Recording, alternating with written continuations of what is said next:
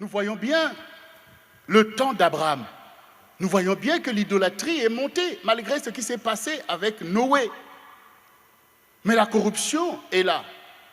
Mais nous voyons qu'au milieu de tout ça, Dieu a vu Abraham. Dieu a vu son attitude. Et Dieu a parlé à Abraham comme il te parle aujourd'hui. Mais Abraham aussi était au milieu des idoles de son père. Mais Abraham a discerné la voix du Seigneur. Abraham a reconnu la justice de ce que lui disait Dieu. Et Abraham s'est engagé sur la parole de Dieu vers un monde qui était une aventure pour lui. Abraham a souffert pour obéir à Dieu. Il a été prêt à sacrifier le fils qu'il aime, celui qu'il a eu dans sa vieillesse pour obéir à Dieu. Abraham a été éprouvé. Et aujourd'hui, son témoignage te bénit. Mais Dieu t'appelle. Tu es l'Abraham de ton temps. Tu es l'Abraham de ton temps. Et Abraham n'a pas été sauvé seul. Il a été sauvé avec une foule de personnes qui étaient avec lui. Et aujourd'hui, nous sommes sauvés par le témoignage d'Abraham. Et Dieu a pris Abraham pour être le modèle des croyants, c'est-à-dire des disciples, c'est-à-dire ceux qui obéissent à Dieu jusqu'à la mort, de ceux qui écoutent et qui rendent un culte à Dieu.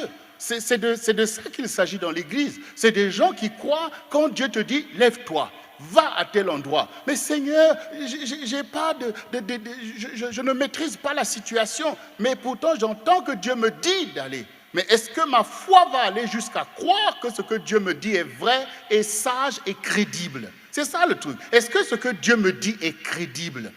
Voilà. Parce que c'est éprouvant. C'est éprouvant d'aller faire les choses qui ne sont pas ta volonté. C'est éprouvant d'aller faire les choses. Et quand Dieu fait les choses, ce n'est pas pour faire des petites choses. Ce n'est pas pour faire des petites choses. Voilà. Ce n'est pas pour faire des petites choses que Dieu te dit, lève-toi. Mais est-ce que ta mentalité va tenir devant l'ampleur de la vision? Voilà. Est-ce que tu vas oser quand tu ne comprends pas tout? Parce que ne crois pas que tu vas tout comprendre. Dieu n'est pas là pour flatter ton intellect. Il veut que tu marches par la foi. Donc tu ne vas pas tout comprendre. Mais je te dis, engage-toi. Mais il faut pouvoir avoir cette foi de savoir que c'est Dieu qui me parle. Et en même temps, ce qu'il me dit, je ne comprends pas tout, mais je dois m'engager. Il y a un risque. Il y a un risque. Mais ce risque n'est pas déraisonnable. Parce que dans l'amour, nous agissons de la même manière. Dans l'amour, nous agissons de la même manière. Quand Jocelyne a accepté que je l'épouse, ça ne veut pas dire qu'elle connaissait tout de moi, mais elle reconnaissait l'amour que je lui portais et l'amour qu'elle avait pour moi. Ça, c'était une vérité quand même. Mais est-ce que tous ceux qui ressentent l'amour ont accepté de suivre un tel ou un tel? Il y en a qui disent, oui, je sens ça, mais... À cause des choses qui dépassent ta mentalité. Ah oui, peut-être que tu es ceci, nous on est cela, nous on est... Bon, du coup, mais ce que tu ressens, ce qui est dans ton cœur, est-ce que ça a du prix? Est-ce que l'amour est plus fort que tes raisonnements? Voilà. Mais on est obligé de s'engager, c'est plus tard qu'on dit « Ah, merci Seigneur, vraiment, heureusement que j'ai pris cette décision. » Mais combien de personnes n'ont jamais pris la décision de l'amour? Et pourtant l'amour est là, et pourtant il appelle. Mais la foi, c'est la même chose. L'amour, tu ne peux pas le tenir là comme quelque chose de physique. Mais pourtant, il est bien vrai. Ton cœur le ressent. Mais on s'engage. Mais Dieu, tu ne vas peut-être pas le toucher comme ça, mais tu sais qu'il est là. Tu sais qu'il est là. Tu as la foi. Il t'a donné la foi. La foi, c'est comme l'amour. Tu ne sais pas pourquoi tu aimes un tel. Mais tu sens que c'est comme ça. On te dit, explique. Tu ne pourrais même pas expliquer. Donc tu n'es pas là, il n'y a pas besoin d'aller expliquer aux païens pourquoi tu crois en Dieu. Tu crois seulement, crois et avance, et agis. Et les païens seront obligés d'être forcés de voir ce que Dieu a fait avec toi. Mais c'est ça aussi, c'est important la transformation. Parce que dans la transformation, Dieu emmène à l'existence les choses qui n'existaient pas. Oui. Je vous ai dit que nous sommes recueillis dans ce monde par l'esprit du monde, par le diable qui veut profiter de ton ignorance pour mettre des idéologies et telles choses. Mais le Seigneur, le Rédempteur, le Sauveur, il a prévu d'intervenir à un moment donné de ton histoire. Et il va te délivrer de tous ces trucs du diable et il va faire de toi un témoin du Seigneur. Il va faire de toi une œuvre. Voilà. Il va te transformer et il va faire de toi une œuvre qui est un vrai échec à l'ennemi. Il va faire de toi une œuvre. Regardez ce que le Seigneur a fait avec Saul de Tarse. Le diable se disait, ah ouais, j'ai trouvé un religieux qui va arrêter cette secte de Jésus. Ces choses-là, oh Dieu va, la rédemption du monde, ça va s'arrêter là. Là, maintenant que j'ai mobilisé tous ces juifs pour arrêter cette secte, pour qu'elle n'aille pas dans le monde entier et tout.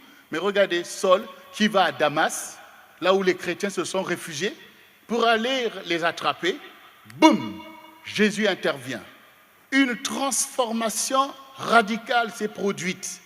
Il a vu la vérité et il a changé du tout au tout. Et regardez les ravages que Paul a fait au royaume de Satan. Donc, Dieu transforme et il transforme l'histoire. Voyez, quand Dieu transforme un homme, il transforme l'histoire. Quand il a transformé Saul, il a transformé l'histoire des nations. Voilà. L'Occident a été impacté par Paul, par son zèle, par cette détermination de dire que Jésus est Seigneur, c'est lui qui est Dieu. Regardez, c'est ça la transformation d'une personne qui était une personne manipulée par le diable et qui est maintenant un instrument dans les mains du Seigneur. Et qu'est-ce que Dieu dit à Paul pour nous ? Il dit, je t'envoie vers les païens, c'est-à-dire vers nous, c'est-à-dire les non-juifs. Je t'envoie vers eux afin que tu leur ouvres les yeux.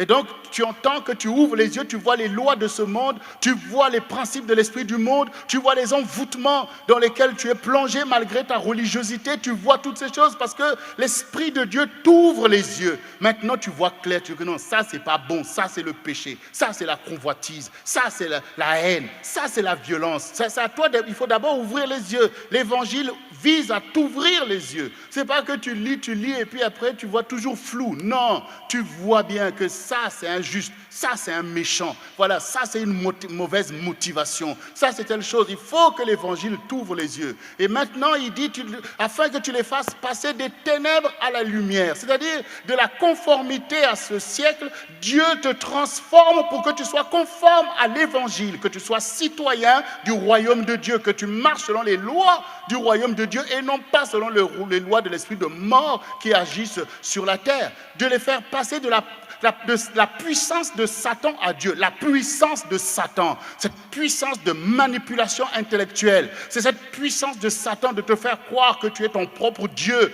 que tes désirs sont des idoles à tes propres yeux. C'est ça la puissance de Satan, une puissance de manipulation qui vise à t'écarter de la justice de Dieu. L'évangile est là pour te délivrer de cette séduction, pour que tu réalises, mais il est Dieu. C'est lui qui a créé l'univers et c'est lui qui m'a formé. Il a un dessein sur ma vie. Il est mieux placé pour me guider que moi-même. Des ténèbres ne peut pas jaillir la lumière, elle vient d'en haut. De l'ignorance ne peut pas sortir la connaissance, elle vient de quelque part. Donc, je ne peux pas croire maintenant que mon propre conseil peut me guider dans ma destinée. Et je ne peux pas croire que même mon père qui m'a mis au monde, ou ma mère, ou que ce monde peut me guider selon une destinée que quelqu'un a formée qui est Dieu. Et de surcroît, ce Dieu est intéressé à moi, il se manifeste à moi, il veut me conduire par sa parole et par son esprit, mais sa parole est crédible.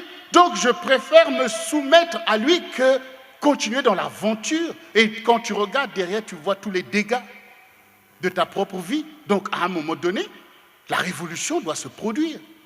À un moment donné, tu as la grâce d'écouter la parole de vie. Tu as tout simplement comme un enfant qui est dans la maison de ses parents, qui écoute les conseils, mais il entend, mais il n'a pas encore la force de les appliquer, jusqu'au moment où maintenant les parents voient que, il commence à appliquer les conseils, et qu'on voit que maintenant c'est un homme, et qu'on commence à lui faire de plus en plus confiance. À un moment donné, on va même lui donner les clés parce qu'il a acquis une stature en tant que fils aîné ou fille aînée, au point même où les parents maintenant peuvent être là pour l'écouter, parce que c'est maintenant lui qui a pris les clés de la maison. C'est ce que Dieu attend. Quand tu es là dans l'église, tu entends les paroles, tu vois que malgré ce que tu entends, tu es toujours en train de faire du n'importe quoi. Mais Dieu, il est bon, il continue. Mais à quel moment la révolution? À quel moment la parole doit te transformer? À quel moment la parole va rentrer en toi? À quel moment? Et toi qui es maintenant là d'un certain âge, que tu vois que Dieu te dit maintenant rachète le temps. Tu as vu que tu as perdu beaucoup de temps, tu as vu que ta vie n'est encore nulle part. Donc il faut maintenant être comme Saul. Tu es maintenant dans le temps de Saul où tu as vu que la religiosité m'a pillé, que j'étais dans la religiosité, mais en fait de temps dans les ténèbres. Et dans tout ça, maintenant que tu comprends ces choses, qu'est-ce que tu fais? Est-ce que toi aussi, quand tu as vu Jésus t'a parlé, il a dit que je suis le Seigneur, il dit je te donne telle mission, je t'envoie. Tu vas aller négocier avec les méchants qui t'ont envoyé pour dire oh non, là c'est dangereux. Si je leur dis que je me suis converti à Jésus, ils vont me tuer, peut-être pas moi, mais ils vont aller tuer ma famille. Donc il faut que je procède un peu comme ça. Seigneur, attends un peu, j'ai besoin d'une transition de 2 ans. Non. C'est une grâce que Dieu te fait de changer. Il y a déjà eu trop de dégâts. Mais les objectifs de ta vie, il faut quand même les accomplir quand même. Il y a besoin de temps pour les projets de Dieu. Car je connais les projets que j'ai formés sur vous. Projets de paix et non de malheur. Afin de vous donner un avenir et de l'espérance. C'est facile de rester dans les mêmes choses avec la même mentalité, la mentalité d'en bas, la mentalité d'esclave, la mentalité d'échec. C'est la même, c'est toujours mieux de continuer à gratter toujours les mêmes choses que Dieu t'a déjà dit, c'est une aberration. Et que Dieu veut que tu aies plus de zèle, que tu changes de mentalité, que tu crois vraiment, que tu te lances. Mais à cette allure-là, compte toi-même les années, les mêmes choses produisant les mêmes effets, si tu en as déjà fait 30, et que tu continues dans la même façon d'être, les 30 autres ne t'amèneront pas plus loin. Donc il faut réaliser que c'est une grâce que tu entends d'une parole qui te pousse à la transformation. Parce que quand la chose se transforme, tout se transforme. Tout se transforme. Quand le diable règne sur toi, c'est ce qui domine de toutes parts. Mais quand tu es transformé, c'est qui se lève sur toi? Le Seigneur dit, lève-toi, sois éclairé. Sur toi, l'Éternel se lève, ta lumière arrive. Les nations marcheront à ta lumière et des rois à la clarté de tes rayons. Ça montre que quand tu changes, les nations vont changer et même les rois vont changer. Parce que Dieu se lève sur toi. Est-ce que Dieu aime l'homme? Dieu aime son peuple, il nous aime. Est-ce qu'il veut nous abandonner dans la loi de l'esprit de mort? Non. Le Seigneur veut se glorifier dans nos vies. Donc il y a possibilité pour nous de faire une rupture dans le cycle des choses et établir un témoignage comme ceux qui nous ont précédés. Mais oui, lisez vous-même, lisez Hébreux 11 et voyez comment l'action des croyants a été glorifiée. Comment on dit les croyants qui ont gagné des guerres, qui ont fermé la gueule des lions, qui ont fait des choses. C'est de ça qu'il s'agit dans cette transformation. Ta mentalité est transformée. Tu n'es plus dans la mentalité de l'esclave du péché ou de ceci ou de cela ou du mal. Tu es dans la clairvoyance. Tu sais ce qui est bien. Tu es dans la justice de Dieu. C'est la justice que tu défends. Mais ce n'est pas une petite justice qui n'a de limite que ta propre pensée. Non, c'est la vraie justice de Dieu en vertu de laquelle tu connais le juste et le méchant, en vertu de laquelle tu sais que Dieu aime tout homme et qu'il veut que tu aimes ton prochain. Il n'a pas dit aime ton prochain parce qu'il a la même race que toi, parce qu'il est de ta famille. Il dit aime ton prochain, c'est-à-dire l'être que Dieu a créé comme toi. Dieu te fait transcender les limites que le diable vient t'imposer, les limites de ton intellect. Ton intellect fait les forteresses de raisonnement. Dieu, au quotidien, par son évangile, veut te donner de transcender. D'ailleurs, même tu reçois des songes. Et dans ces songes, tu vois dans quelle dimension Dieu veut t'emmener. Tu vois les vérités. Tu vois comment Dieu veut que tu te positionnes. Mais tu es rattrapé par ta mentalité qui te ramène toujours dans tes limites. Dans tes limites. Tu n'as jamais compris Dieu. Tu n'as jamais compris. Pour toi, quand tu es là, peut-être que tu viens de quelque part. Pour toi, tu es ici, tu es même désolé d'être ici. Ce pays, c'est ceci, ce pays, c'est ceci. Mais quand tu as une telle position de là où tu vis, de là où Dieu t'a placé, mais c'est comme si la malédiction qui a frappé la terre ne suffit pas. Tu veux en ajouter? Tu veux en ajouter sur le lieu où tu vis. Mais si tu es quelqu'un qui est là pour une semaine, ça se comprend. Parce que tu vas retourner dans ton pays où tout va bien pour toi. Mais si c'est là que tu vas vivre, et même tes enfants, ton attitude est erronée. Dieu a envoyé Abraham dans le pays de Canaan, ce n'était pas son pays. Mais Abraham n'a pas regardé ce pays comme un pays maudit. Parce qu'il sait qu'il marche, lui, avec les lois de Dieu. Et que ces lois sont des lois de transformation. Voilà. Dieu, il marche avec l'homme. Et l'homme marche avec la loi de Dieu. Celui sur qui Dieu se lève est conduit par le règne de Dieu. Et le règne de Dieu est un règne puissant qui transforme toutes choses en la gloire de Dieu. Oui, la terre a été maudite, mais il est dit aussi que la terre est remplie de la gloire de Dieu. Le Seigneur dit, la gloire de Dieu, c'est de cacher les choses. Et la gloire des rois, c'est de sonder les choses. Donc, les choses de ta vie sont cachées. Dieu a besoin de te transformer pour te donner ce qui est à toi. Parce que ces choses ne correspondent pas à ta mentalité. Vous ne pouvez pas donner des choses précieuses à un enfant. Vous ne pouvez pas donner un héritage des justes à des méchants. Il faut une transformation. Saul ne pouvait pas devenir l'apôtre Paul tant qu'il n'a pas été transformé par Jésus.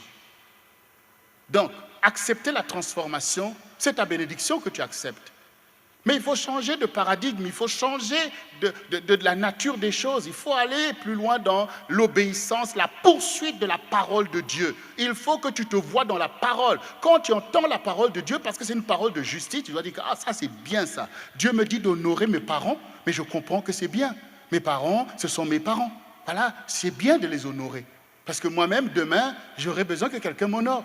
Dieu me dit de pardonner quelqu'un, mais c'est bien, puisque moi, quand je fais du mal, je veux qu'on me pardonne. Donc, je comprends ce que Dieu dit. Donc, je ne me laisse pas impressionner par le sentiment de colère qui m'anime. Mais je reste dans la vérité. Est-ce que quand je fais du mal aux gens, je suis content qu'on me pardonne? La réponse est oui. Le Seigneur dit, ce que vous voulez pour vous, il faut le vouloir pour les autres aussi. Ne soyez pas comme les enfants d'Israël. Oui, on ne comprend pas la loi de Dieu. Mais c'est nos lois, c'est nos pensées qui ne sont pas droites. Quand tu crois en Dieu et tu crois ce qu'il dit, c'est ça qui te transforme. La parole te transforme. Oui. Il y en a beaucoup au milieu de vous qui sont déjà transformés, qui sont transformés. Ta famille même ne te reconnaît pas. Les choses, le diable peut venir avec les mêmes aberrations auxquelles il te faisait chuter. Tu vois que ça ne marche pas. Tu es transformé. Voilà.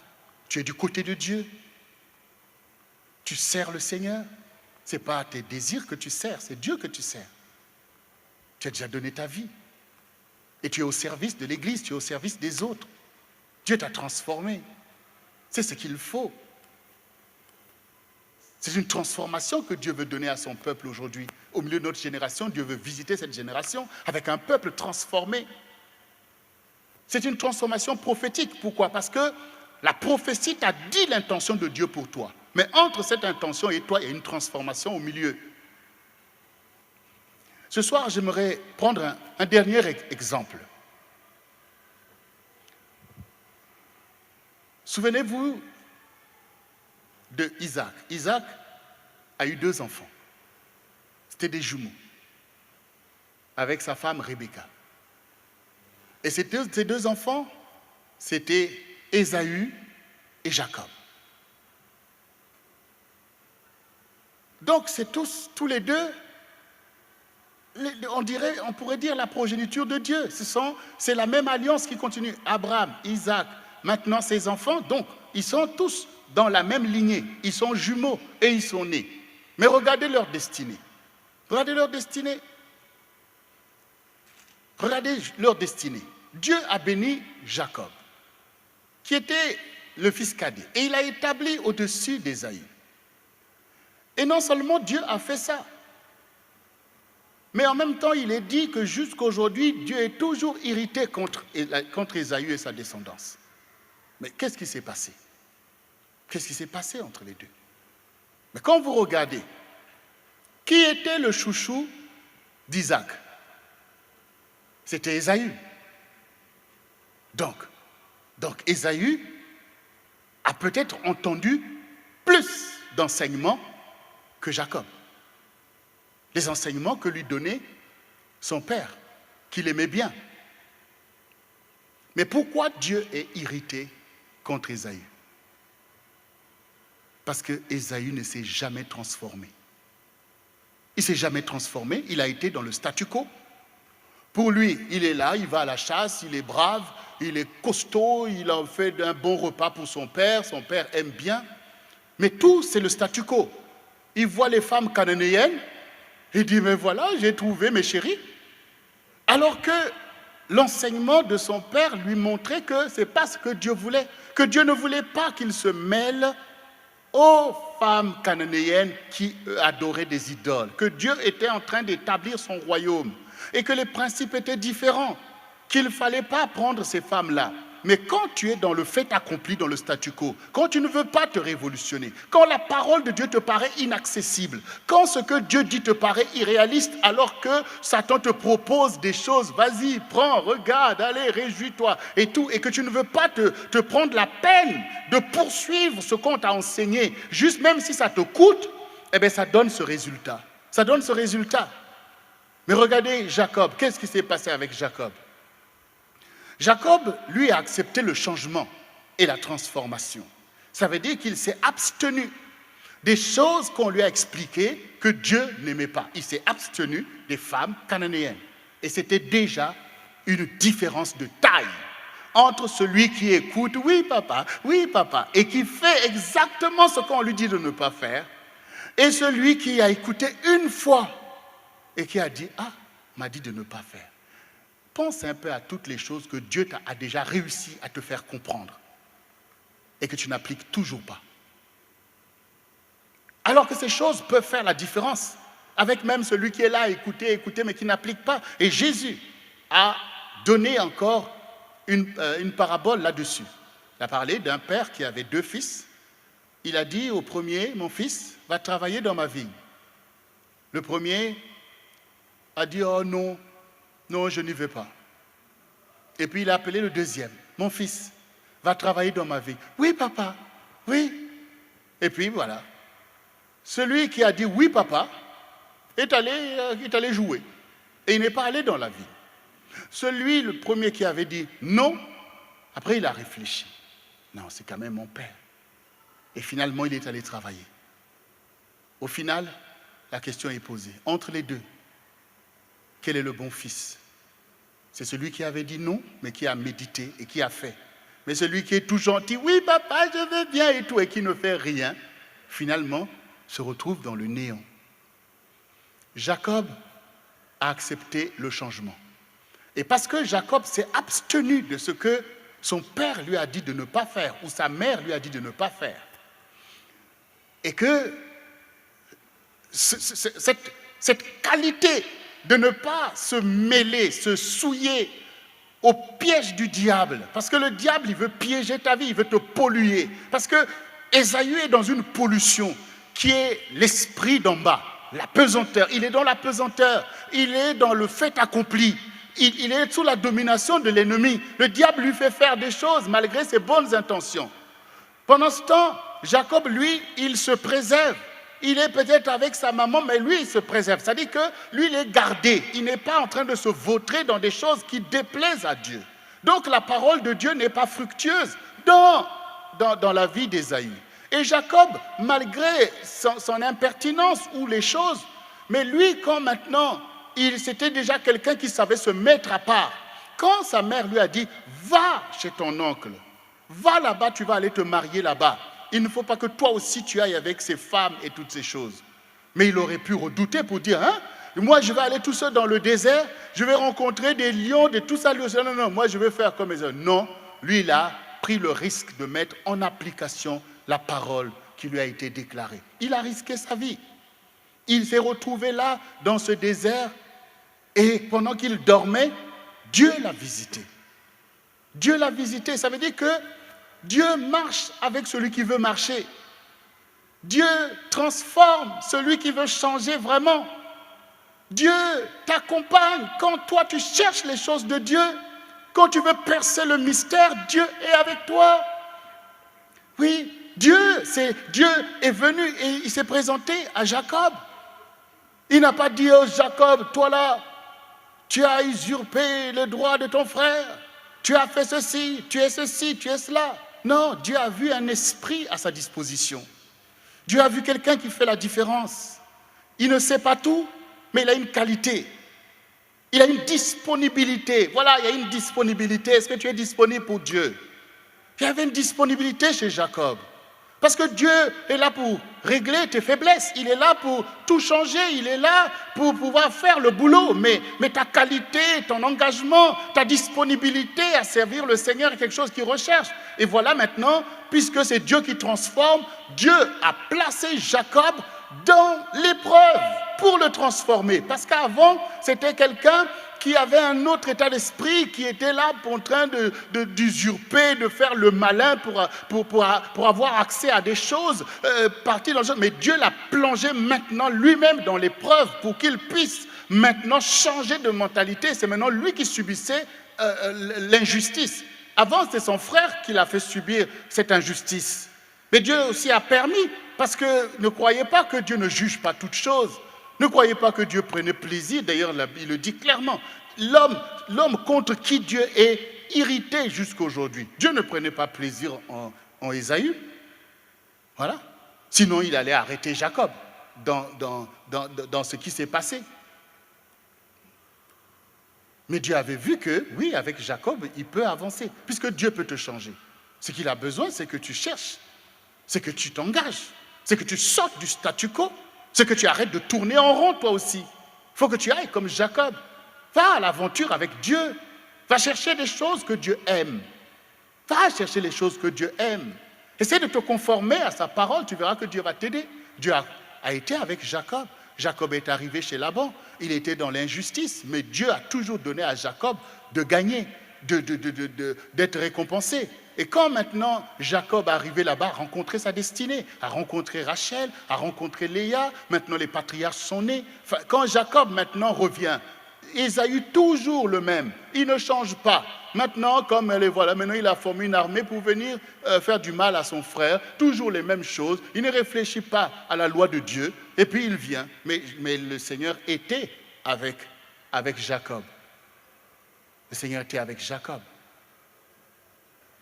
Toi qui m'écoutes ce soir, ne regarde pas à tes faiblesses, ne regarde pas à la situation d'où tu viens, mais considère que Dieu t'a donné une qualité. Tu aimes les choses de Dieu. Ta présence même ici montre que tu en veux plus avec le Seigneur. Tu es comme Jacob, tu prends le désert.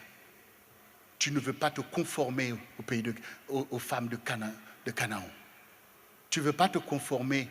Et pour vous montrer encore l'état d'esprit d'Ésaü, son état d'esprit de lâcheté. Quand il revient de la chasse, il a faim et il accepte de vendre son droit d'aînesse pour un plat de lentilles. Toutes les choses que Dieu déteste. Voyez? Il faut quand même que vous vous levez aussi avec le Seigneur. Dieu peut vous transformer. Dieu va te donner de l'intelligence si tu n'as pas d'intelligence. Dieu va te donner la sagesse si tu n'as pas de sagesse. Ça, c'est sa part. C'est lui qui pourvoit pour toi. Mais est-ce que tu peux faire de l'Éternel tes délices? Est-ce que tu peux faire de l'Éternel tes délices? Ce qui serait un engagement raisonnable pour toi. Ne vous conformez pas au siècle présent, mais soyez transformés par le renouvellement de l'intelligence. Ça veut dire que tout commence quand Dieu peut changer ton logiciel de pensée. Quand Dieu peut te faire réfléchir différemment. Il faut que Dieu te fasse réfléchir différemment. Vous savez, quand même vous avez péché, il y en a beaucoup d'entre vous, tu demandes pardon parce que tu as peur de la punition qui va avec ton péché. Mais ce n'est pas la bonne attitude. La bonne attitude, c'est de regretter d'avoir offensé Dieu. Parce qu'il ne méritait pas par rapport à l'amour que tu lui portes et qu'il te porte. Le péché, c'est d'abord une offense à l'autorité de Dieu.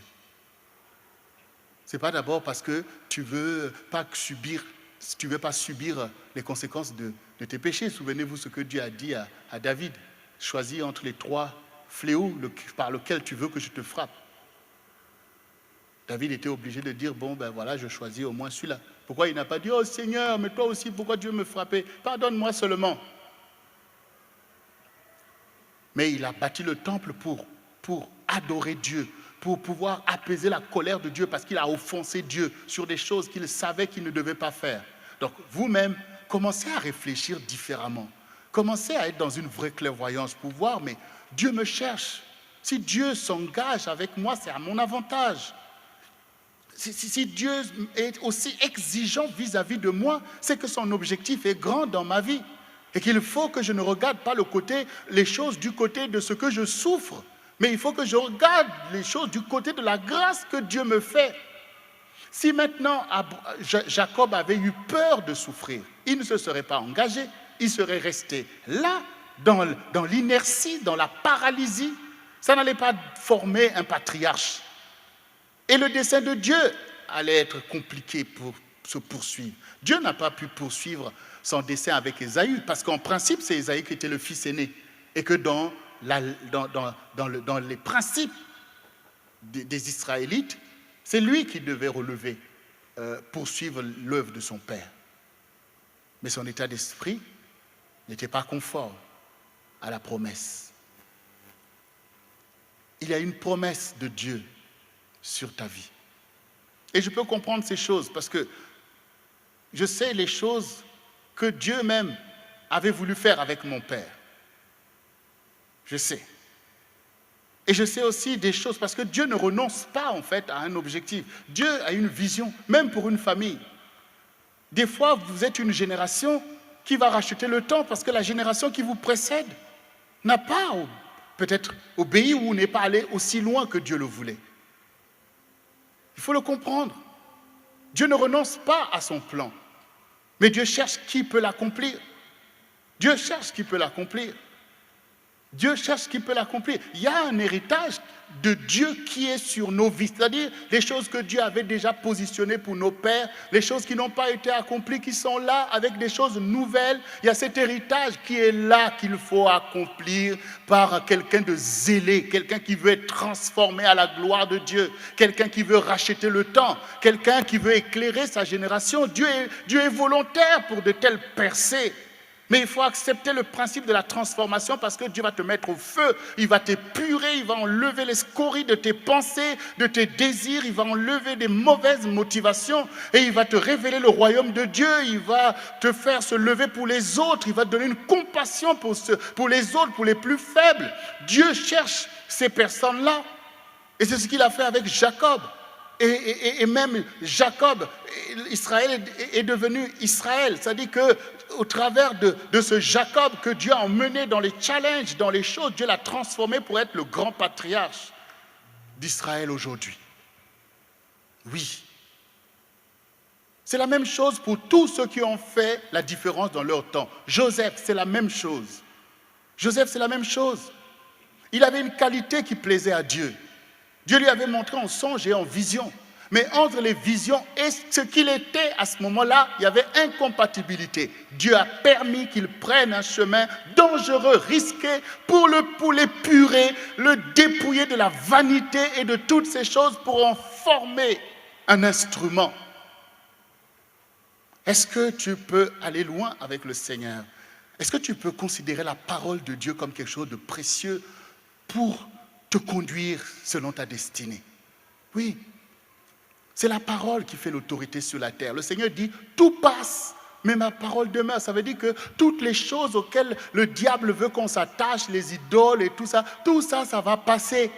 Mais la parole est toujours la même. Regardez vous-même, depuis 2000 ans, la parole est toujours d'une actualité infalsifiable. Où sont passées nos idéologies? Donc à un moment donné, il faut que tu crois en la parole de Dieu, parce que tout passe, mais la parole demeure. La parole demeure.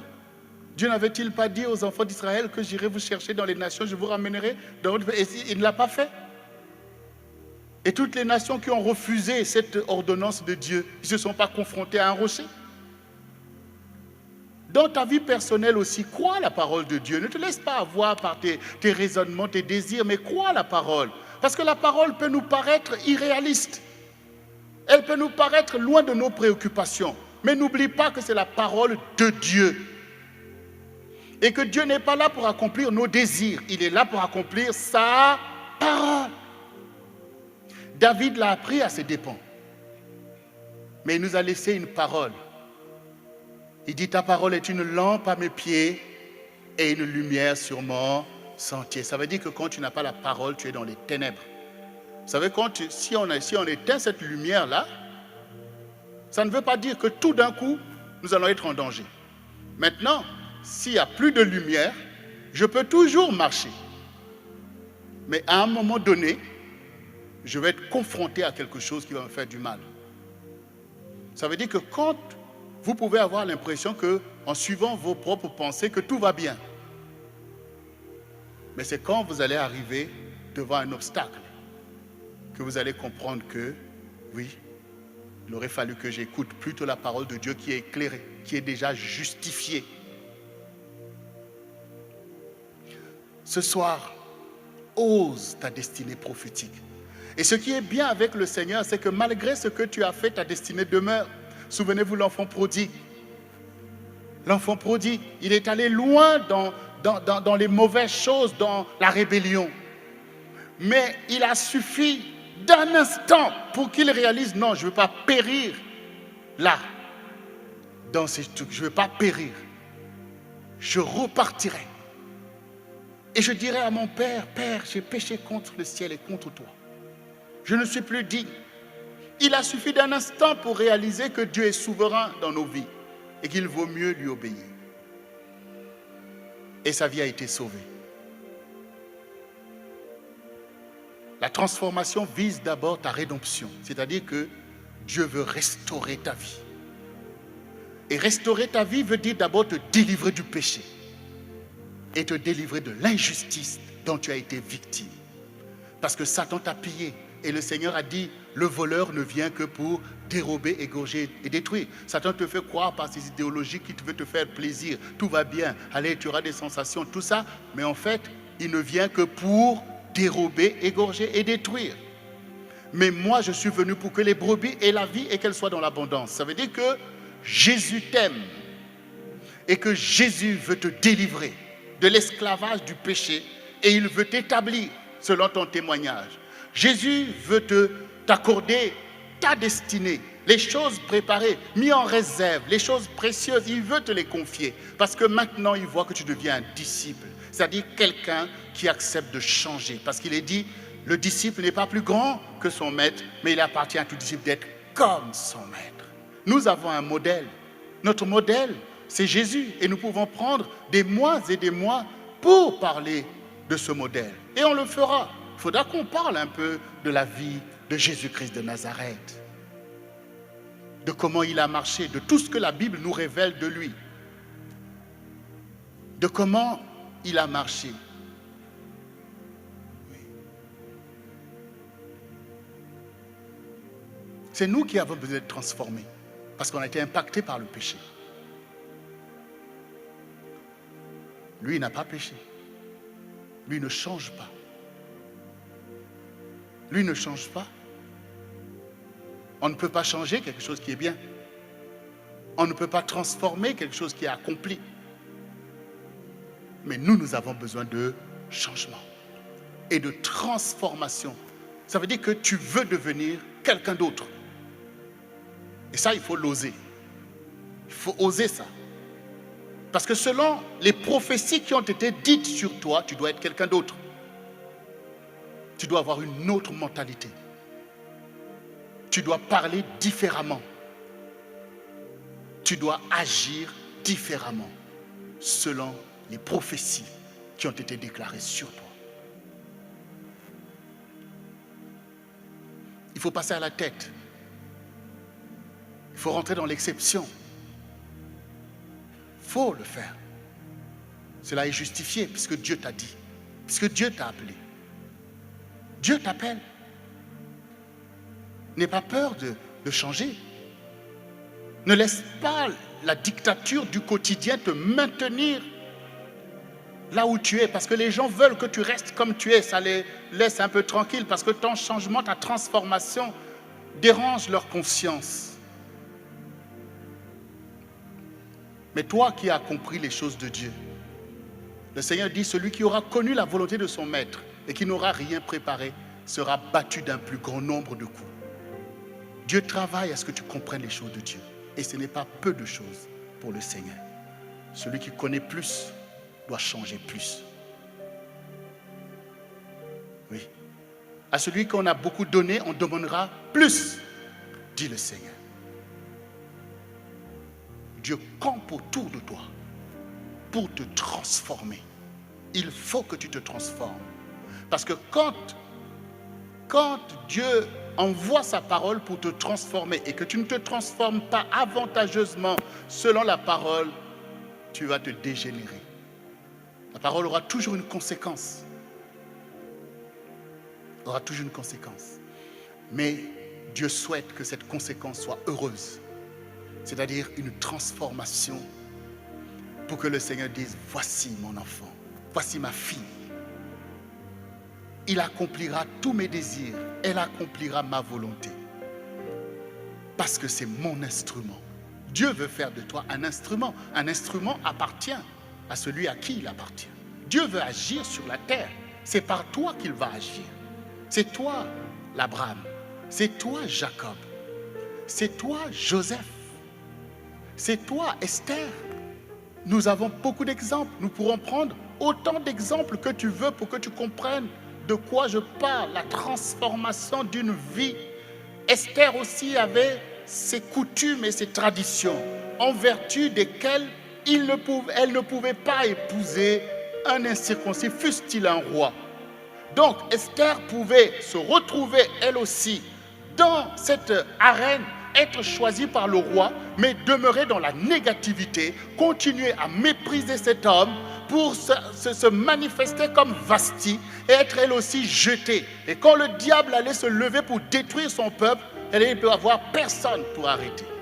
Donc, Esther a senti le vent de la destinée, l'a emmenée dans quelque chose auquel on lui avait enseigné le contraire. Oui, il faut que tu entendes la voix de Dieu au moment où Dieu te parle. Il faut aller en contre-courant pour pouvoir accéder à ta destinée. Il y a des vents qui soufflent, les réalités cycliques qui entraînent tout le monde vers l'échec et vers le néant. Mais il faut que tu aies le courage de la vérité. Il faut que tu aies le courage. Tous ceux qui ont fait la différence ont été courageux. La révolution a commencé dans leur propre vie, où ils ont arrêté de faire du n'importe quoi. Elle a continué dans leur maison, où ils ont fait différemment de ceux qui les ont précédés ou de ceux qui les entouraient. Et ça a continué dans leur génération, où ils ont été là pour Dieu. Toi aussi, tu dois avoir le courage d'aller vers ta destinée. Nous gagnons à ce que tu rentres dans ta destinée, parce que quand toi tu vas aller saisir les choses de Dieu, c'est enfin que tu vas bénir les gens même qui te rejetaient ou qui te méprisaient. Souvenez-vous l'histoire de Joseph. Joseph a sauvé la maison de son père. Oui, c'est pas parce que ta famille est chrétienne, elle a besoin d'être sauvée, comme la maison de Jacob a été sauvée par quelqu'un de plus clairvoyant que ses frères. Oui, on est là l'évangile, mais regarde ce qui se passe dans la famille. Regarde les réalités, l'oppression du diable est toujours là. Regarde tout ce qui enveloppe la famille et qui maintient tout le monde en bas. Le Seigneur dit, c'est les derniers seront les premiers. Ce qui est important, c'est ta clairvoyance aujourd'hui. Prends Dieu au sérieux et du zèle plus que ceux qui t'ont précédé, et tu verras que Dieu fera un chemin plus long avec toi. Et selon le chemin que tu fais, tu vas exploiter, tu vas pouvoir accéder à des choses cachées, des promesses qui seront là, qui vont bénir ta maison, ta famille et même le peuple de Dieu, un héritage que tu vas laisser à tes enfants après toi. Avec Dieu, tout est possible, mais avec toi aussi qui crois en Dieu. Et ce n'est pas en vain qu'on croit vraiment en Dieu. Ce n'est pas en vain qu'on se lance avec lui. Ce n'est pas en vain qu'on risque. Regardez vous-même, Pierre était là dans la barque avec les autres et la barque avait du mal à avancer. Et ils ont vu venir Jésus au milieu du lac. Et Pierre a vu, il dit, n'ayez pas peur, que la paix soit avec vous, c'est moi. Et Pierre a dit, mais si c'est toi, fais que je vienne. Il a dit, mais viens. Oui, mais il s'est engagé. Il s'est engagé, même si après il a eu peur. Mais c'est quand même engagé.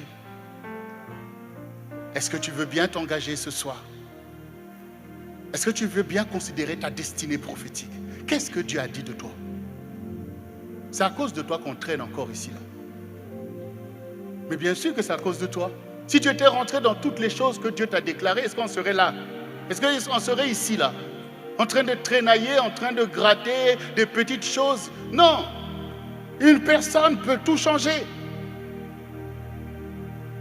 Comment le réveil va se produire? Comment nous allons apporter le réveil dans les nations si chacun ne se lève pas selon sa destinée? Comment l'Église va être édifiée aujourd'hui? Pour cela, il faut des apôtres, il faut des prophètes, il faut des évangélistes, des pasteurs, des docteurs, il faut des gouverneurs, parce qu'il s'agit du royaume de Dieu. Pas un royaume fictif, mais un royaume rendu concret par l'action des disciples.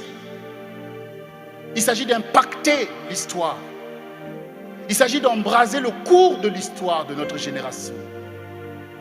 Quelle excuse nous allons avoir alors que ceux qui croient dans d'autres choses manifestent un tel zèle qui défie même l'imaginaire, parce qu'ils veulent se conformer à ce qu'ils ont entendu. Ils sont capables d'aller périr pour les choses auxquelles ils croient. Toi qui crois en la justice, toi qui crois en l'amour du prochain, toi qui crois en la paix, comment la paix va prospérer au milieu de ta tiédeur, de ta timidité? Si Dieu parle de réveil, c'est que l'assoupissement règne. Et l'assoupissement, c'est le pillage par lequel le diable paralyse le potentiel des disciples qui sont là pour changer l'histoire. Il faut que tu changes ta mentalité. Ta vision est trop petite.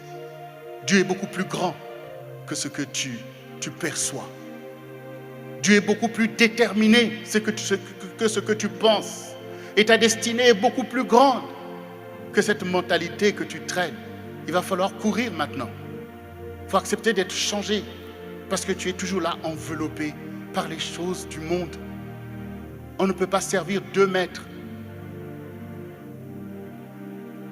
On ne peut pas faire le bien et le mal en même temps. Le Seigneur dit, si tu es tiède, je te vomirai. Il faut que tu sois bouillant pour ton choix. Parce que les gens qui ont choisi le monde, ils ne se gênent pas. Est-ce qu'ils se gênent pour dire on ne va pas trop les choquer? Et toi, tu as peur de choquer les gens par ton changement? Tu as peur de choquer, et surtout que ton changement est salutaire pour les gens. Qu'est-ce qu'on peut avoir à dire contre toi quand tu arrêtes de faire des choses abominables, quand tu aimes les gens, quand tu vas au servir des autres, quand tu donnes le pain à celui qui a faim? Qu'est-ce que ce siècle peut avoir à te reprocher? S'il te reproche, c'est à cause des idéologies qu'ils suivent. Tu n'as pas à avoir égard à ça. Tu es une bénédiction pour ta génération. Tu es une bénédiction. Tu es l'Église du Seigneur. Tu es comme ton maître. Vous imaginez que Jésus ait hésité un seul instant par rapport à tout le danger, toute la souffrance de sa consécration, de sa vocation, de sa destinée sur la terre, qu'il ait voulu se conformer même à ce que disait sa famille, même sa maman, qu'on adore aujourd'hui et tout, mais relisez vous-même aussi la parole. Tous ces personnes aussi n'avaient pas compris le ministère de Jésus. Le prenaient un peu pour un fou aussi. Mais est-ce qu'il a eu honte? Est-ce qu'il a eu peur? Hier, le Seigneur me faisait lire ce passage où Jésus est rentré dans une synagogue à Capernaum et il y avait un homme qui avait la main sèche. Et c'était le jour du sabbat. Et tout le monde regardait pour voir s'il allait guérir cet homme le jour du sabbat. Et Jésus voit leurs pensées, leur attitude. Et le Seigneur a pris cet homme, mets-toi au milieu. Et il a posé une question. Est-il permis de faire du bien ou du mal le jour du sabbat?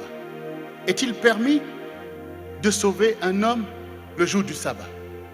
Et la Bible dit que le Seigneur les a regardés avec indignation parce qu'il voyait leur méchanceté. Cette capacité de détourner la parole de Dieu pour assouvir nos instincts malsains et les penchants de nos cœurs mauvais, croire que Dieu est mauvais comme nous, sous prétexte d'obéir au sabbat. Et le Seigneur était indigné de voir une telle génération, un tel peuple de Dieu qui manque de compassion? Est-ce que Dieu a établi des lois, des sabbats au détriment du bonheur de son peuple? Toi-même aussi, fais attention aussi. Fais attention. Dieu voit nos attitudes. Quand il s'agit d'avoir du zèle pour faire le bien, il n'y a plus personne. Mais pour juger, condamner, on est là, on est fort, des cœurs fermés. Et on ne veut pas se transformer. C'est dommage. C'est dommage de périr loin de l'accomplissement de sa destinée. D'être toujours écrasé par tes ennemis et ne jamais percer. Et pourtant, c'est toi qui déclares, avec Dieu, nous ferons des exploits. Mais l'exploit se base sur quoi? Se base sur ta transformation. Quand tu es transformé, Dieu se lève sur toi. Et ta vie devient un exploit. Et l'exploit accompagne toutes tes entreprises. C'est la grâce que tu as d'écouter l'évangile. N'écoute plus l'évangile en vain, mais vois le fruit, vois le changement. Parce que le Seigneur est venu pour renverser Satan de son piédestal. Satan ne peut pas régner. Il peut prétendre, mais il ne peut pas régner. Ce sont les saints qui règnent. C'est pour ça que le Seigneur dit, le juste possédera le pays. Vous voyez, Satan, il dit oui, c'est à moi, mais c'est le juste. Ça veut dire que quand le juste rentre dans sa clairvoyance, il peut renverser. Nous pouvons renverser le règne de Satan. Dans ta famille, ce règne va être renversé. Parce que toi, tu rentres dans ta clairvoyance. Même dans un pays comme la France, nous pouvons renverser toute l'incrédulité que le diable a fait monter par le zèle et l'action de ce que nous faisons. Quand nous nous levons pour travailler, on voit le résultat. Mais nous devons travailler plus.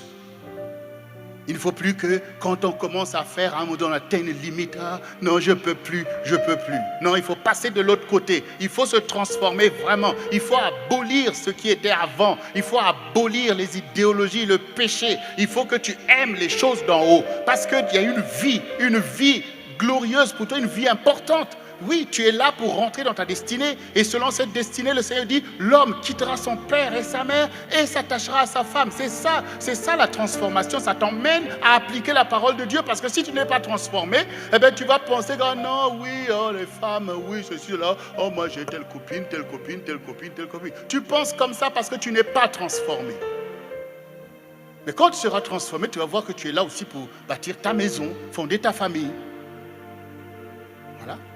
Et que tu es là aussi pour te garder. Tu es là aussi pour te protéger toi-même. Tu n'es pas là pour mettre ta vie en danger. D'aller là. Tu n'es pas là pour mettre ta vie en danger, ni mettre le désordre dans la vie des autres.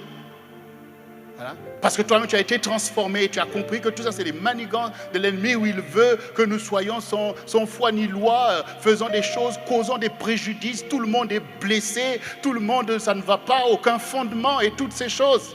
Le Seigneur dit, je te donnerai un fondement de saphir et toute ton enceinte de pierres précieuses. Est-ce que tu veux que Dieu cadre ta vie? Mais oui, c'est ça le fondement. Dieu cadre ta vie. Il cadre tes pensées et enlève tout le préjudice des idéologies du diable. La méchanceté, la haine, tout ça Dieu va enlever. Les envoûtements, quand on est là enfermé dans les mêmes envoûtements, c'est quoi cet évangile? L'évangile nous a dit que quand on est dans des choses, on ne peut pas en sortir. Mais non, l'évangile est là pour briser les chaînes. Mais parfois aussi, faisons attention à notre mentalité qui nous maintient dans des choses. Il faut faire attention. Dieu parle, il y a un héritage des sanctifiés. Dieu nous parle de passer du côté des sanctifiés. Ça veut dire que tu aimes ce qui est saint. Tu ne peux pas trouver ton compte dans ce qui est impur, ce qui est mal. Tu ne peux pas trouver ton compte avec les méchants, les moqueurs. Tu ne peux pas trouver ton compte avec les voleurs. Tu ne peux pas trouver ton compte avec les adultères. Tu ne peux pas trouver ton compte. Tu ne fais pas partie d'eux. Tu as changé. Tu es dans un autre royaume. Tu prends plaisir en la sanctification. Tu prends plaisir en la sainteté de Dieu qui vient dans ta vie par ta parole. Tu prends plaisir en la justice. Tu prends plaisir à faire du bien aux autres. Tu prends plaisir à la vie des autres. Tu prends plaisir. J'ai dit tu prends plaisir. C'est ce que je vous ai posé comme question. Veux-tu faire de l'Éternel tes délices? C'est-à-dire aime sa parole. Quand tu aimes sa parole s'incarne en toi. Tu dois aimer. Tu dois aimer. Et ce n'est pas un sentiment, c'est un commandement. Cette parole, elle est pour moi. C'est pour moi que Dieu m'a donné cette parole. Qui de vous va sortir ici, prendre sa voiture et rouler à l'encontre du code et ne pas risquer sa vie et la vie des autres? Nos vies sont accidentées. On est dans un état lamentable parce que spirituellement, on est fracturé. Fracturé. Il faut que Dieu ouvre tes yeux, que tu commences à voir des réalités spirituelles. Que tu dis que non. Si ces choses dominent sur moi, c'est parce que je ne me suis pas soumis à la parole. Mais quand maintenant tu vas commencer à lire la parole dans le désir de te soumettre, comme un enfant qui vient demander à ses parents, papa, enseigne-moi telle chose, ou maman, enseigne-moi telle chose. Et non pas un enfant malin qui en fait a déjà l'intention de faire ce qu'il veut faire, mais il veut en fait comme vouloir manipuler ses parents pour lui dire les choses, pour dire, mais il n'a même pas l'intention d'obéir. Papa, voilà, je vais faire telle chose. Si on lui dit non, il fait quand même. Donc ça veut dire que quand tu posais la question, ce n'était pas pour obéir. Quand vous cherchez Dieu, soyez déjà dans l'intention d'obéir. Même si ce qu'il va vous dire ne vous plaît pas, il faut obéir parce que vous savez qui il est. Il n'y a pas l'ombre de variation en lui. Si Dieu dit que ce n'est pas bon, ça veut dire que ce n'est pas bon. Maintenant, tu peux trouver ça bon. Mais ne dis pas que ce n'est pas bon. Parce que Dieu a dit que ce n'est pas bon. Dis que j'aime ce qui n'est pas bon. C'est ce qu'il faut dire. Dieu peut te dire, oui, mais regarde, il y a quand même ceci, non? Regarde, c'est quand même bien. Alors, regarde, il y a quand même tel résultat, non? Regarde. Oui. C'est bien de dire ça. Mais qu'est-ce que le Seigneur nous a dit? Romains 12, la clé de ce soir. Romains 12, verset 3. Ne vous conformez pas au siècle présent, mais soyez transformés par le renouvellement de l'intelligence, afin que vous discerniez la volonté de votre Père et que vous sachiez ce qui est bon, agréable et parfait. C'est 3 niveaux. Commencez à faire ce qui est bon, c'est-à-dire ce qui est bien. Allez jusqu'à faire ce qui est agréable à Dieu et à vous-même. Et allez jusqu'à faire ce qui est parfait. Et le Seigneur dit, l'Église, c'est le lieu du perfectionnement des saints. Et le Seigneur a dit aux apôtres que votre justice soit plus grande que la justice des pharisiens. Tu es un instrument de justice. Avant, tu étais un instrument de l'iniquité. Mais maintenant, tu es un instrument de justice pour faire ce qui est agréable à Dieu, pour faire ce qui est bien pour toi et pour ton prochain. Marcher dans la sainteté que Dieu te donne, d'être innocent des péchés qui gangrènent ta génération. Toi, tu es celui qui fait les choses de Dieu. Tu es celui qui aide ta famille. Tu es celui qui va sortir ta famille de l'oppression parce que tu accèdes à une alliance avec ton Dieu. Et tu vas manifester un zèle de transformation. Dieu a transformé ma mentalité. Je ne suis plus là dans les manigances du diable. Je sais ce que je dois faire. Et mon travail tous les jours, c'est de m'affermir, c'est de me battre. Je sais l'importance de la prière. La prière, c'est ce qui alimente mes pensées et qui empêche à Satan de dominer ma pensée, c'est la prière. Parce que la prière est une soumission à Dieu. C'est-à-dire que par la prière, tu dis, Seigneur, domine sur moi. C'est ta volonté que je veux. Ne me laisse pas m'égarer dans mes choix personnels, mais agis, Seigneur. Donc, je sais. Et le jeûne, tu veux te transformer. Le jeûne, tu vas devoir passer par le jeûne. Pourquoi? Parce que au quotidien, tu es là le matin, tu manges à midi, le soir. Oui, c'est pas mauvais. Sauf que ça conditionne aussi. Sauf que ça crée aussi un assoupissement.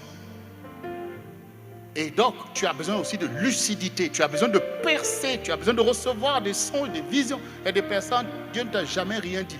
Tu n'es même pas capable de te souvenir d'un seul songe. Ça ne va pas. Or, Dieu te parle. Pourquoi tu veux faire l'économie de ta relation avec Dieu, puisque Dieu dit qu'il parle par des songes et des visions? Pourquoi toi qui es un disciple du Seigneur, tu vas faire l'économie de ces choses sans te rendre compte que non, mais je subis l'oppression de l'esprit de mort et que du coup je dois... Et quel moyen Dieu m'a donné pour briser cette situation, pour rentrer dans ma relation de disciple? C'est le jeûne aussi, la prière et le jeûne. Donc, si je prie, c'est déjà bien, mais pourquoi je ne dois pas gêner? Pourquoi vous voulez faire l'exception des choses qui ne sont pas en votre faveur? Qu'est-ce qui est favorable?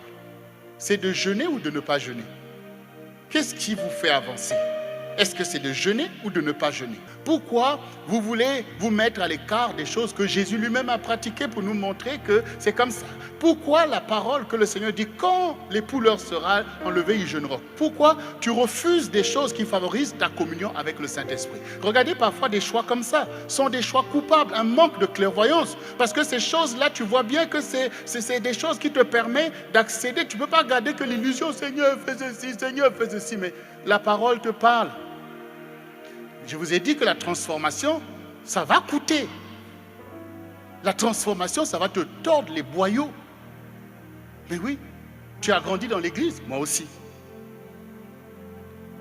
Moi aussi. Mais je sais à quel moment les choses ont commencé à changer vraiment. Quand je me suis engagé. Quand j'ai commencé à prendre le côté solide de l'affaire. Parce que le côté faible, c'est pour les enfants. Quand on fait la nourriture, eh bien, vous voyez, quand nous on grandissait en Afrique, on prenait le lait maternel, et puis quand on commence à grandir un peu, on commence à prendre un peu du maïzena, mais ça n'allait pas vite. Rapidement, on passait à la nourriture. Mais on choisit un peu les légumes, ou si c'est la viande, on écrase, parce que tu n'as pas de dents, et te donne tout ça. Mais à côté, ceux qui ont des dents, en fait, les parties les plus succulentes, c'est là où il y a les os là. Tu les vois là. Mais pourquoi ils mangent les os? Mais en fait, c'est là qu'il y a du goût. Toi, tu veux pour les choses de Dieu, tu veux la soupe. Toi, c'est que la soupe que tu veux. Mais ça, c'est pour les bébés. Tu ne veux pas le jeûne. C'est trop difficile pour toi. Mais tu penses que c'est pour nous torturer que Dieu a placé le jeûne? Ou c'est pour nous donner une clé d'accès à des choses importantes? Est-ce que ce n'est pas pour te libérer du voile, de l'esprit de mort, de l'étau, de la dictature, du manger dans lequel le diable veut consumer ton énergie? Il n'y a que ça, mais le Seigneur a dit quoi? Lui-même, 40 jours, 40 nuits. Et quand le diable est venu le tenter, même malgré le jeûne, il a dit, l'homme ne vivra pas de pain seulement, mais de toute parole qui sort de la bouche de Dieu. Donc, il y a des hommes qui vivent de pain seulement, mais tu ne fais pas partie de ces gens-là. Ça, ce sont ceux qui sont dans l'idolâtrie des choses du monde. Toi, tu fais partie de ceux qui jeûnent. Pourquoi? Parce que tu cherches l'époux. Parce que tu cherches l'époux. Parce que la communion du Saint-Esprit, c'est pour toi. Et il est dit qu'on ne met pas le vin nouveau dans des vieilles outres. Il faut que les outres soient changées. Ça veut dire que Dieu veut impacter ton corps. Il y a des lois de la pesanteur sur ton corps en vertu desquelles tu penses que chaque matin, tu dois prendre un gros petit déjeuner. À midi, tu dois prendre, et même dans l'intervalle, des goûters, tout ça. Mais ça te fait croire que c'est normal. En fait, on mange trop. Trop, c'est pas justifié. Quand vous voyez le Seigneur était là avec les apôtres, regardez même leur nourriture. Ce n'est pas la même chose que nous. Voyez. C'est des sortes de galettes, du pain, un peu comme du pain sans levain en fait. C'est-à-dire des galettes, un peu de ceci, de la viande rôtie et tout ça. Mais ils avaient besoin d'être en forme aussi. Mais aujourd'hui, on est dans des pays riches. Mais tu ne savais pas et du coup, il y a des habitudes alimentaires.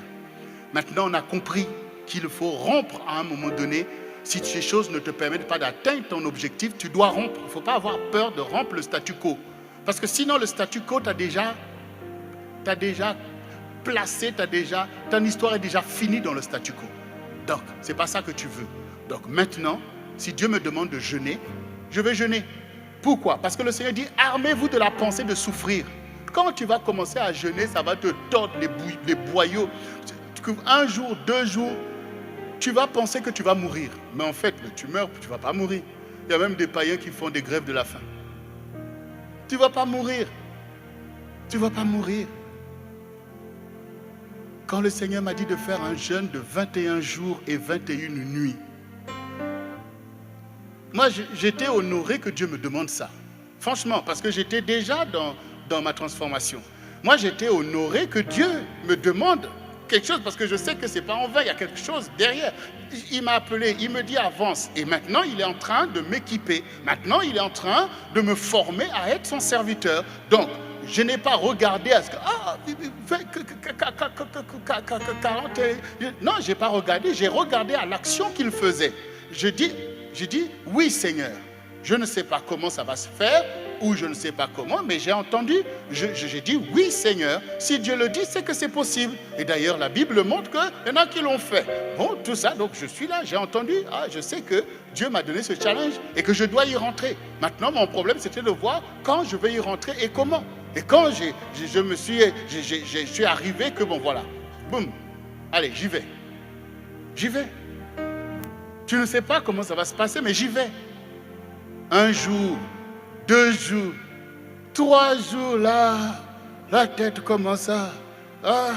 je commence à... C'est dur. Quand tu es à 3 jours, il te reste combien de jours? Il te reste combien de jours? Regarde toi-même. Donc, c'est beaucoup plus facile de faire le moonwalk, comme on a dit tout à l'heure. Dieu t'a dit 42, tu es à 3 jours, tu es déjà là comme ça. Allez, du coup, tu veux faire... Je dis non. Dieu a dit, on va aller. On va aller. Et quand tu avances 1 semaine, 10 jours, à un moment donné, tu commences à voir que maintenant, tu es porté à un moment donné. Tu vois à un moment donné que, en fait, le corps qui voulait résister, à un moment donné, voit que... Là, je suis forcé. Et à un moment donné, il s'adapte. À un moment donné, il s'adapte à ton programme. Voilà. Et du coup, tu avances. Tu creuses.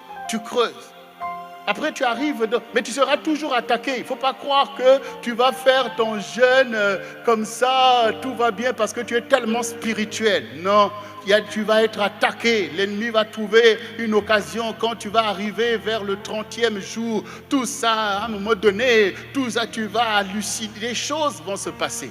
Mais ce qui est important avec Dieu, c'est l'obéissance. C'est l'obéissance qui est parfaite. C'est le fait que le Seigneur dit, armez-vous de la pensée de souffrir. C'est le fait que tu cries, Seigneur, aide-moi, fais. Ce qui est important, c'est d'obéir. Donc, ne vous inquiétez pas si la façon dont vous allez faire ce jeûne-là ne sera pas très, très jolie, si vous n'êtes pas toujours, alléluia Dieu, même si tu es en train de ramper. Mais ce qui est important, c'est que tu as obéi à la parole du Seigneur. Et le Seigneur, le juste juge, t'accordera. Il est là pour t'aider. Mais ce qui est important, c'est ta qualité. Un esprit transformé à la gloire de Dieu. Un esprit qui soupire après Dieu. Alors ce soir, ta transformation prophétique est devant toi. Il n'y a rien d'impossible pour toi. La prophétie va s'accomplir. La prophétie va s'accomplir sur ta vie.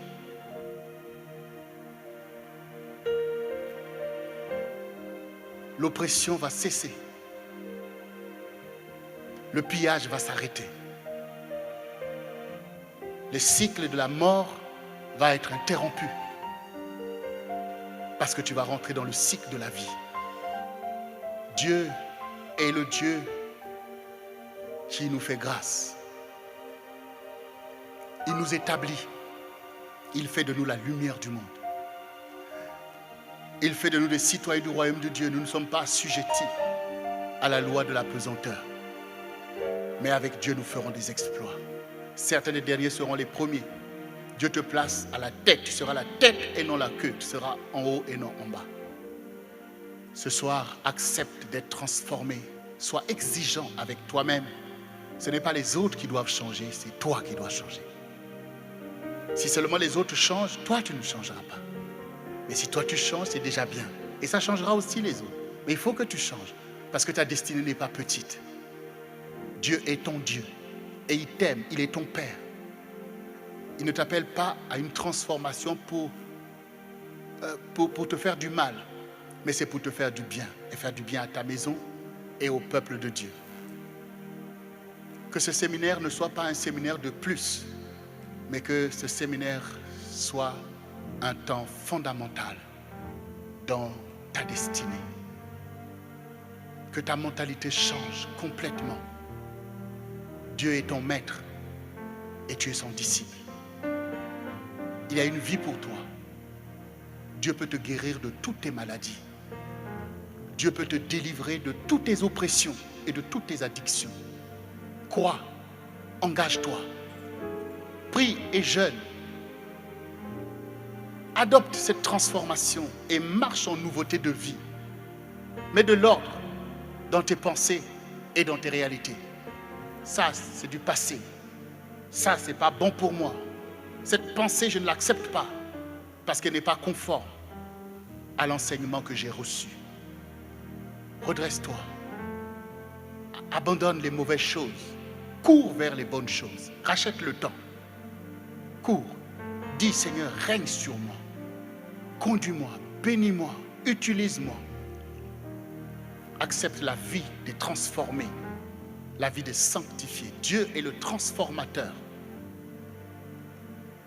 Et il te transforme.